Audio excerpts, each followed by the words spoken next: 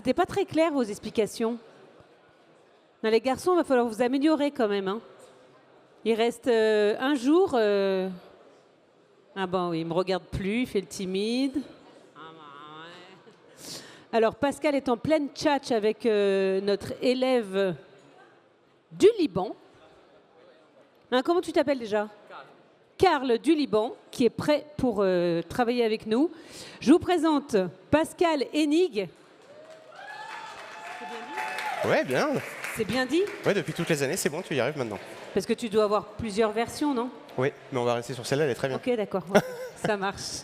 Alors, on est ravis de t'accueillir d'Alsace. C'est vrai que c'est loin, donc merci d'avoir fait ce grand chemin pour être avec nous. Tu nous amènes ramener des petites timbales de chez Eberlin. C'est très joli. Ça, c'est l'Alsace, hein, c'est organisé. Hein.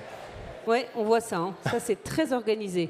Alors, Pascal, est-ce que tu pourrais nous parler rapidement des étapes principales, non pas de ta formation, mais de ton parcours professionnel? De mon parcours, alors moi, j'ai commencé la pâtisserie depuis très jeune, depuis 15 ans. J'ai fait un apprentissage dans une petite boulangerie-pâtisserie très familiale. On était 4. Alsace, hein. En Alsace. Vraiment pas loin, hein, 700 mètres de la maison. Et ça, c'était la première étape, donc pendant 2 ans de CAP. Ensuite, j'ai fait un stage à l'Auberge de Lille, quand j'avais 16 ans, 17 ans, quelque chose comme ça. Et là, j'ai eu l'opportunité d'y rentrer en mention complémentaire, donc l'année après le CAP. Donc j'étais super content, c'était les premières découvertes du monde de la restauration, le dessert à l'assiette, donc un champ d'expression beaucoup plus large. J'ai ensuite continué par un BTM. Attends, Monsieur Clévenot, s'il vous plaît, si vous pouvez respecter le travail de Pascal Hennig, s'il vous plaît, merci. On entend Monsieur que vous. Clévenot. Merci. Donc, ça taille. Hein. Donc ça, c'était pour la mention complémentaire. Donc toi, tu es un fou amoureux de l'Auberge de Lille, en fait. Ah oui, j'adore. C'est une grande histoire. Ouais. Grande histoire d'amour. C'est ça. Enfin, professionnelle. Ouais. Ensuite, j'ai fait un BTM dans une pâtisserie qui a fermé aujourd'hui, qui s'appelle la pâtisserie Richon. Et c'était une très très belle pâtisserie de la place Colmarienne. Et là, j'avais vu tout ce qui était plus pièces d'apparat, les montages d'entremets, toutes ces choses-là. Et après, j'ai voulu continuer encore le cursus par un brevet de maîtrise. Donc le brevet de maîtrise, c'est assez répandu en Alsace, un peu moins dans le reste de la France, parce qu'on aime bien faire les choses différemment. Et donc, c'est encore 3 ans supplémentaires après le BTM. Et là, j'ai rejoint les équipes d'Olivier Nasty, donc à l'époque en tant que commis. En Alsace. En Alsace. Donc il fallait que je trouve une société qui puisse m'accueillir sur un poste en CDI, où je puisse avoir la possibilité de m'épanouir, mais qui puisse me libérer sur les lundis et les mardis matins. Parce que c'était les jours où c'est en cours de soir en fait, donc les cours. Mais Olivier Nasty et toi, vous avez une grande amitié parce que oui, très bien. Toujours beaucoup parlé de toi avec. Oui, on est très proches. On s'était vraiment très bien entendus dès le début. Et j'ai eu vraiment la grosse passerelle pour moi professionnelle, c'était au Chambard, parce que j'y suis rentré commis. Donc j'étais vraiment tout jeune, j'avais 20 ans. Et au bout de pas tout à fait 1 an, mon chef pâtissier est parti. Et donc je lui ai demandé de prendre sa place. Il m'a dit c'est mort. Parce que bon, tu donnes jamais la place de chef à un commis. Donc, c'est vrai que c'est un switch là. Hein. Ouais, le gap il est fort. Donc j'ai tellement insisté qu'à un moment donné il m'a laissé ma chance. Donc tu vois, j'étais tellement motivé. Donc j'y suis resté encore 4 ans après. Au bout d'1 an et demi, on a obtenu la 2e étoile. Donc c'était la consécration de notre travail, c'était top. Et à la fin, quand j'ai obtenu mon brevet de maîtrise, je me suis dit tiens, c'est le moment peut-être de bouger, de faire une région, de changer un peu, parce que bon, l'Alsace c'est magnifique, mais pour une formation, c'est quand même bien de voir d'autres choses. Et là, j'ai eu l'envie d'aller à Paris. Et donc, comme ça se fait souvent, par le biais parfait. Merci. Et la poche, impeccable. Je vais t'emmener en Alsace, toi. Comment ? Tu veux aller en Alsace ? Peut-être. C'est pas non. Donc, c'était là le début de l'aventure parisienne. Donc, je suis rentré au Georges V comme premier sous-chef pour Christian Lesquer sur le 3 étoiles. Donc là, quelque part, c'était un peu... j'ai pas envie de dire c'était quelque part un pas en arrière pour mieux en faire d'autres vers l'avant par la suite. Parce que tu avais vraiment le poste de chef pâtissier. Je repassais sous-chef, mais c'était quand même une belle occasion. Donc j'y suis resté pendant 1 an. Et après, j'ai eu l'opportunité de rentrer au Burgundy Paris. Et le Burgundy, c'est une très belle maison. Quelle maison ? Le Burgundy, il faut écouter. Ah, mais c'est là où on s'est connus. Voilà. Voilà. Donc, Avec Clotilde. tout à fait. Et donc, je suis rentré au Burgundy. Honnêtement, cette place, ça t'a donné une belle visibilité dans la presse. C'est top. Puis c'est vraiment, tu as tous les aspects que tu peux retrouver dans le métier, mais à taille humaine. Donc ça permet vraiment de s'éclater. Et dans une super bonne ambiance, avec vraiment cet esprit familial qu'avait instauré mon directeur de l'époque là-bas. Donc c'était vraiment top. Et ensuite, il y a eu le Covid. Donc ça paraît loin, mais c'est proche. Enfin, on a du mal j'ai du mal à le situer en tout cas. Et donc là, je me suis dit, c'est peut-être le moment de changer. Et là, j'ai eu l'opportunité de rejoindre les équipes d'Éric Fréchon au Bristol. Et j'ai pris la place de chef exécutif en pâtisserie là-bas. Donc il y a maintenant pas tout à fait 4 ans. Et j'y suis... Sacré parcours. Hein. Ouais, on s'est pas ennuyé. Merci. Surtout venant de toi. On peut l'applaudir. Ouais. Et donc là, c'était 2 ans au Bristol. Et c'était super, parce que c'est la démesure. On avait des demandes... Il n'y avait vraiment pas de limite, donc ça c'était génial. Une très belle équipe, un beau dynamisme, mais mon Alsace me manquait de plus en plus. L'appel de l'Alsace. L'appel de l'Alsace, exactement. Donc j'ai eu envie de rentrer chez moi.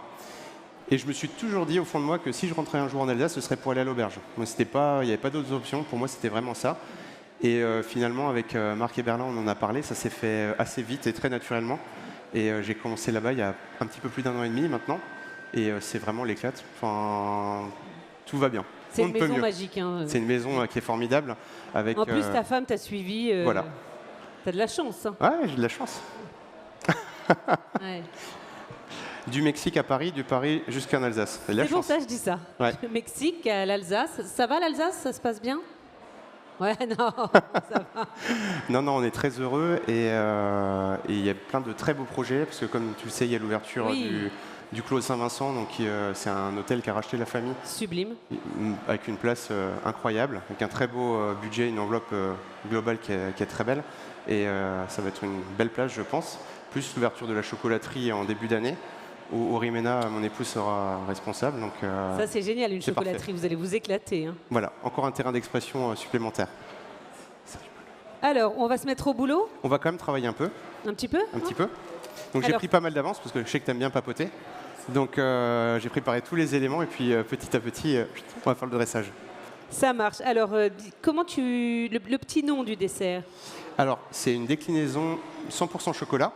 Et j'ai utilisé un chocolat qui est le chocolat Nyangbo de la maison Valrhona.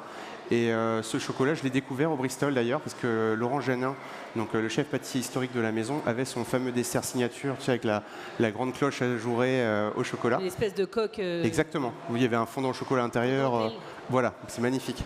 Et donc j'ai toujours beaucoup aimé ce chocolat. Depuis que j'y suis, je me suis dit qu'il faut lui consacrer un dessert. Et donc c'est vraiment une variation autour de ce chocolat-là.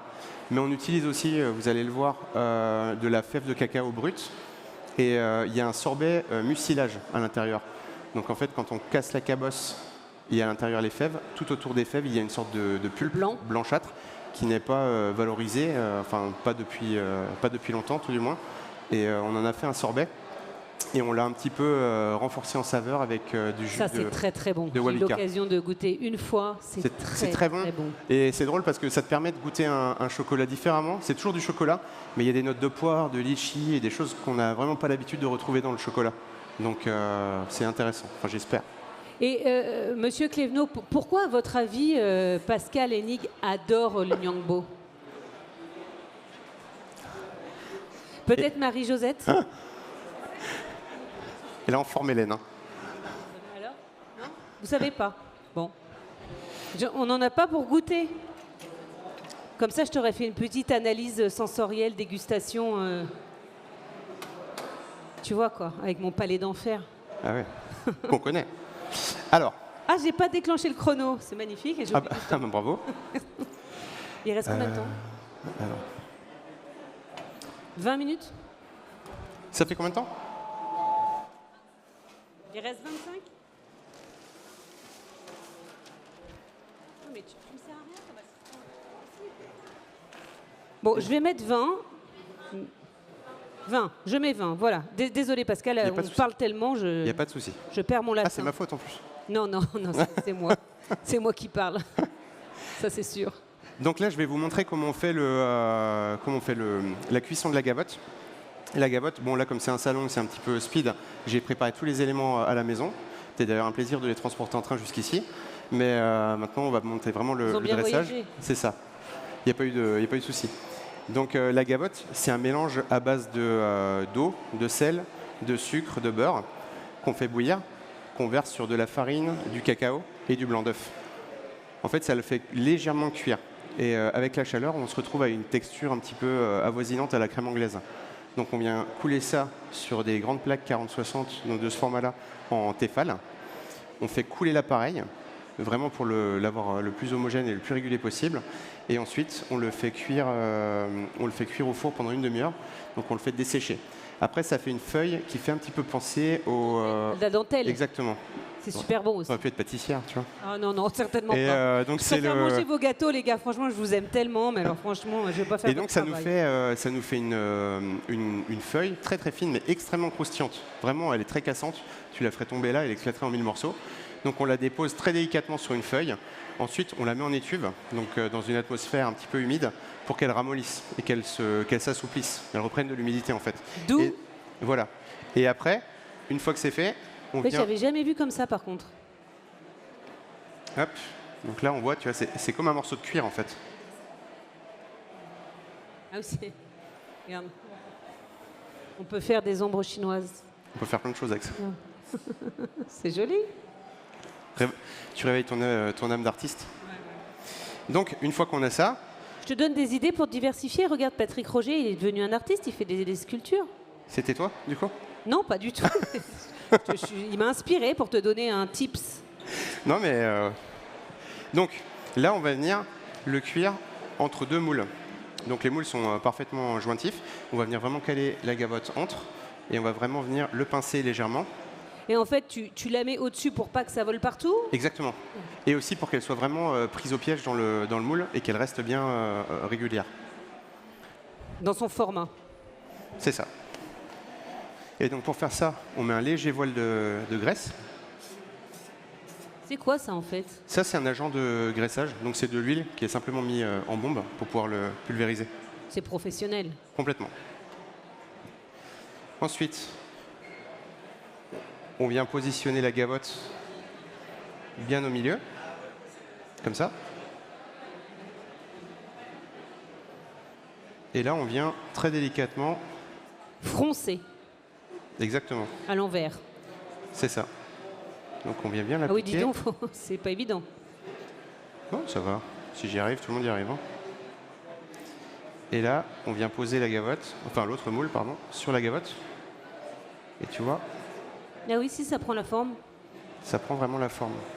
Ah oui, carrément, tu... J'appuie, tu vois? Ok, d'accord, ouais. Tac. Je vais le montrer à la caméra. Ça, c'est la base de ta tarte? Ça, c'est la base. Donc, c'est une base hyper fine. C'est très très fin. C'est très très fin. Donc là, on va le passer au four. Je ne vais pas le faire là parce qu'il faut le cuire un moment. Mais une fois que c'est cuit, il faut simplement imaginer qu'on vient démouler ces deux moules et on se retrouve avec ce fond. Là, tu vois comme il a déjà pris la forme en très peu de temps. Donc au four, il se rigidifie, il durcit. Et après, il nous suffit de le démouler. On le laisse refroidir. Et tu te retrouves avec quelque chose qui a vraiment la saveur du cacao et la texture de la crêpe dentelle. Très très friable. Ça doit être hyper friable, il ne faut pas trop charger le... Oui, c'est assez délicat. Et après, c'est comme chez Joël Robuchon, sur la boîte, c'est déjà cuit. Hop. Ça, c'est pas gentil. Hein? Non, mais c'est pour l'émission, tu sais. Bon appétit, bien sûr.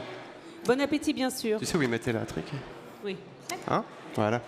Donc là, tour de magie. Voilà, tour de magie, ça y est, c'est cuit. Tu nous as pas dit combien de temps? Ou tu l'as dit, j'ai pas entendu. Une dizaine de minutes. Ah oui. Une dizaine non, mais de je minutes. me dis ça, après pour garnir, waouh. Ouais, tu vas voir, ça se fait bien. Donc vraiment, c'est très très fin. Là, tu vois vraiment à travers. Mais personnellement, j'ai l'habitude d'aller au restaurant et j'adore quand les desserts, souvent tu as plus très fin. Quand ça, c'est hyper fin, la pâte. La pâte, mais c'est dur à faire avec de la pâte feuilletée ou avec une autre pâte. Ouais, c'est vraiment, tu vois. Ouais. Et du coup, c'est vraiment... C'est extrêmement fin. délicat et ça donne un truc hyper léger finalement. Bah, c'est ce qu'on recherche. Moi, je pense qu'en fin de repas, surtout quand tu fais un menu dégustation, par exemple, tu as quand même envie de... C'est exactement ce que tu dis. Tu as envie de légèreté. Et c'est exactement pour ça que j'ai travaillé principalement là, le sorbet mucilage.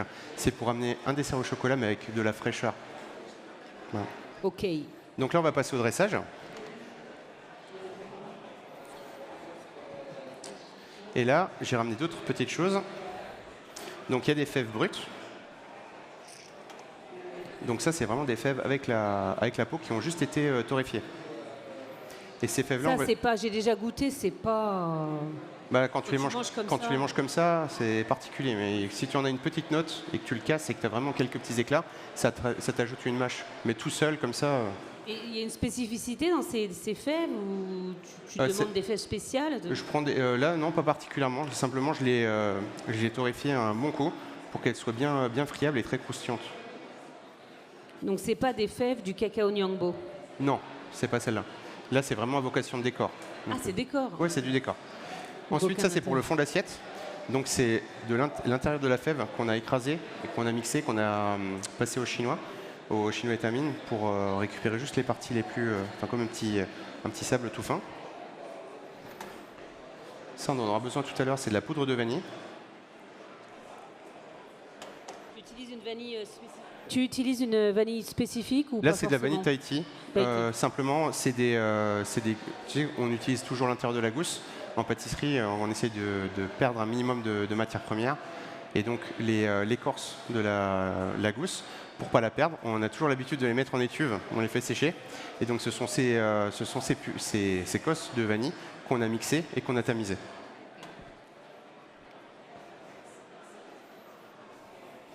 Ça sent beaucoup le cacao par contre. Ça, c'est du cacao pur. C'est du gruet en fait, très très fin.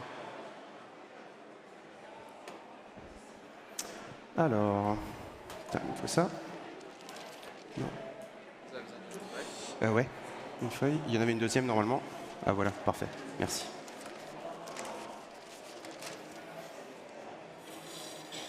Donc là, on va venir faire une couche très très fine de caramel dans le fond de l'assiette à l'aide d'un pinceau. On va venir peindre en fait une couche très très fine pour que pour que le gruet adhère. Après, on va venir en mettre une petite partie. On va renverser l'assiette et il nous restera un beau détour.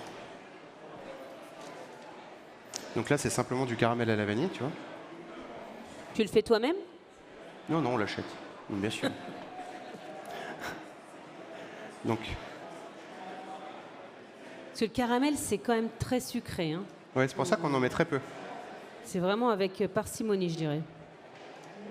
Ah oui, mais ça va permettre de coller, en fait. Exactement. C'est la colle de luxe. C'est de la colle de luxe à la vanille, ouais. C'est ça.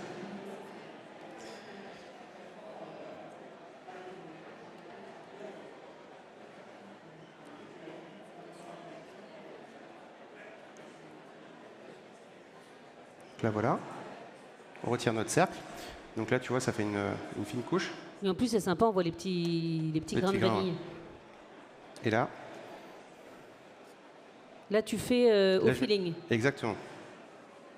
C'est étonnant pour un pâtissier. Ah bah non, parce que ça va se retourner, d'accord. Si tu mets tout ça dans l'assiette... Ouais, là, ça fait un peu beaucoup de fèves. Hein. Tu fais une révolution. Moi, comme ça, on parlera de toi, au moins. Ah, oui. Encore plus. Donc là, on vient coller tout ça. Et là, tu vois, on va retirer l'excédent. Waouh. Trop joli. Voilà. Merci. T'as vu, il est bien. Hein. Allez, j'emmène. Il vient avec moi. Ça fait 2 jours, je sais. J'ai pris le meilleur pour toi. Ouais. J'ai pris le meilleur pour toi. Donc voilà, là, ça nous fait un beau fond d'assiette. Donc ça, finalement, c'est un décor, mais c'est haut, ça participe quand même à l'élément gustatif. Complètement. On peut pas le... Moi, je trouve que c'est bien d'avoir les deux, si déjà. Donc. On ne gâche pas, on ne perd rien. Ouais. C'est bien.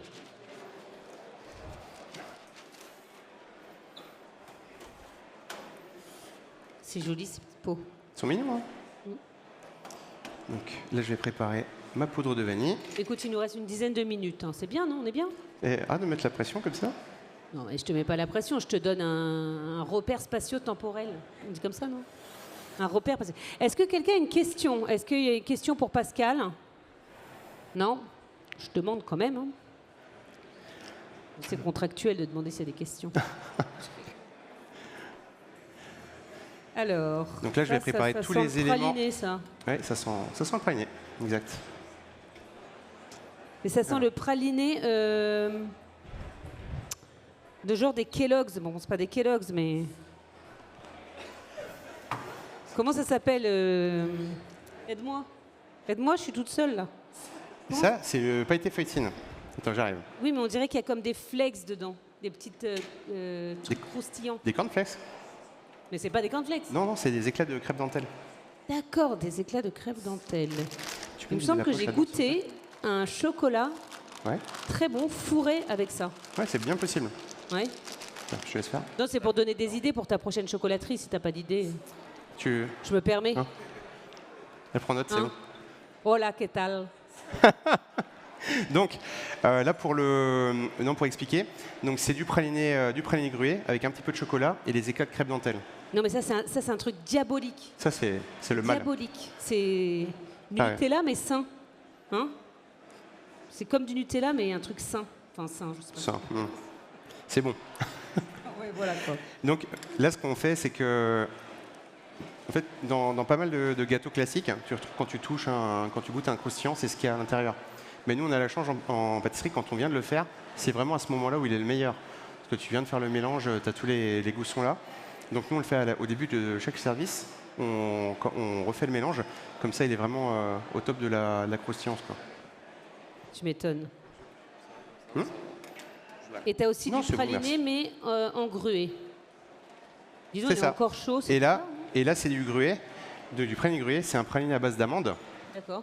Et donc c'est un praliné assez classique avec des morceaux un peu importants dedans pour faire une mâche supplémentaire. Et du grué réduit en poudre.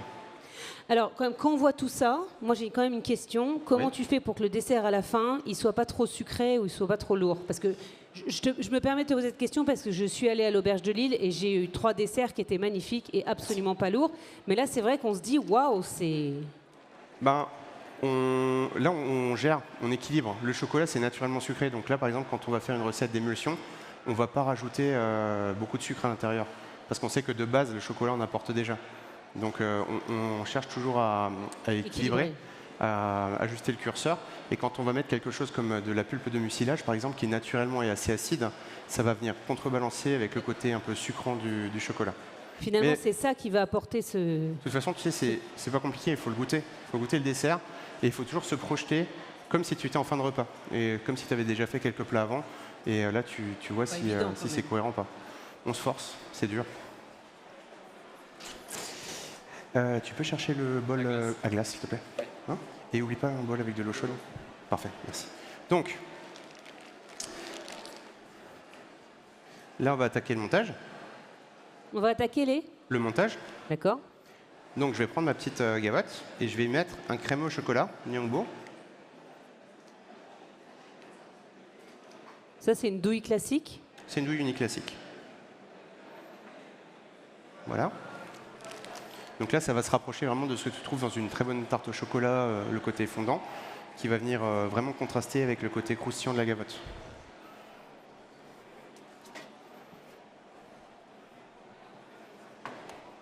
Ensuite, on vient mettre le praliné. C'est pareil, il faut doser vraiment au millimètre. Ouais. Là, c'est vraiment le côté, c'est vraiment la gourmandise. Donc on n'en met pas trop. Je ouvre la poche un peu plus.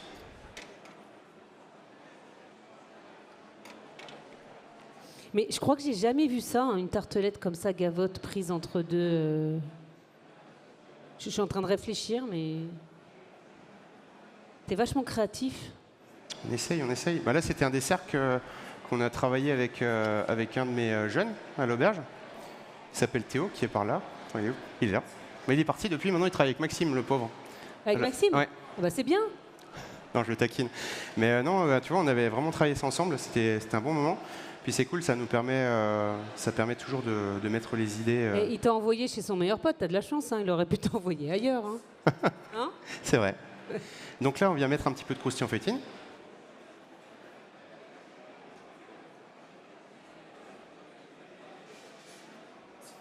Non, c'est top. Et puis c'est un plaisir aussi de voir les jeunes grandir. Évoluer, oui. Et puis Maxime, il est bien. Bah, Maxime, il est hyper bienveillant, donc c'est sûr que tout va aller. Ça pouvait que bien se passer. Voilà. Ou alors c'était mauvais, mais ça m'étonnerait quand même. Avec Pascal, c'est pas possible. Donc là, c'est le moment dangereux. Là, on va gazer le siphon. On pousse. Non. Qu'est-ce que tu fais? C'est pas vrai. J'ai encore une démonstration. Quand même. Donc là, il y a une crème anglaise dans le siphon. Et on y ajoute du gaz. Chocolat au lait, j'ai vu. Exactement. Donc là, c'est du chocolat Givara. Donc là, encore une fois, c'est une crème anglaise qui est sans sucre. Il n'y a que le sucre du chocolat qui vient sucrer la crème anglaise. Ok. Et tu vois? C'est simplement de la crème anglaise, mais la texture, elle est bien souple. C'est beau comme couleur. Ça n'a pas du tout de couleur chocolat au lait, en fait. Mais c'est parce qu'il y en a assez peu.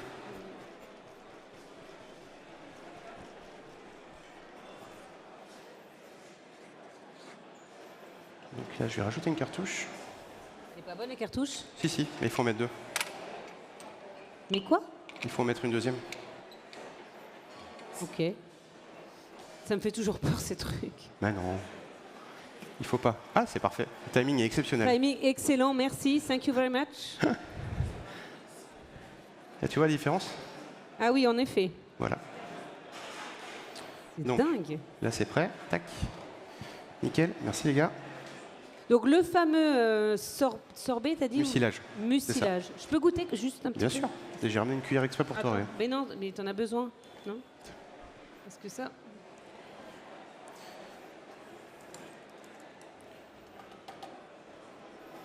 Moi, j'adore. En plus, c'est vraiment un truc que tu n'as jamais goûté ailleurs. Ça fait vraiment penser un petit peu litchi, poire, je trouve, dans les saveurs. Pointe de litchi, mais tu n'as pas la sensation d'avoir goûté avant. Tu vois ce que je veux dire? C'est ça. Donc là... Donc, tu mets une demi-boule. Ouais, voilà. C'est presque fini. Voilà. Il nous reste combien de temps? On est bon dans le timing? Oui, il reste 2 minutes. Attends, on fait une pause. Ah bon? Ok, on fait une pause. Des questions? Non? Dommage. Non, pas trop de pause parce que sinon la glace, elle va fondre. Dommage, donc celui qui posait une question allait goûter, mais tant pis. Ah. Il y a des questions maintenant? Je motive. Je motive la team. Voilà. Hop là. Donc là... Oh.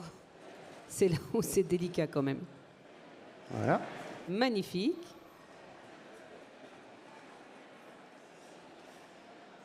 Donc là, je viens bien recouvrir le sorbet. Donc c'est la petite surprise en dessous. Exactement.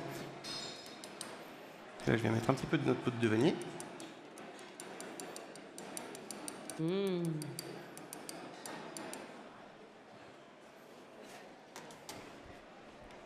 C'est vraiment superbe. Merci. J'adore. Il est à la carte, ce dessert? Oui, il est à la carte de l'auberge. D'accord.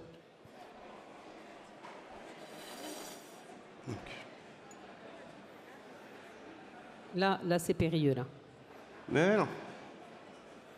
Et hop, voilà, centre bien. Magnifique. C'est fini?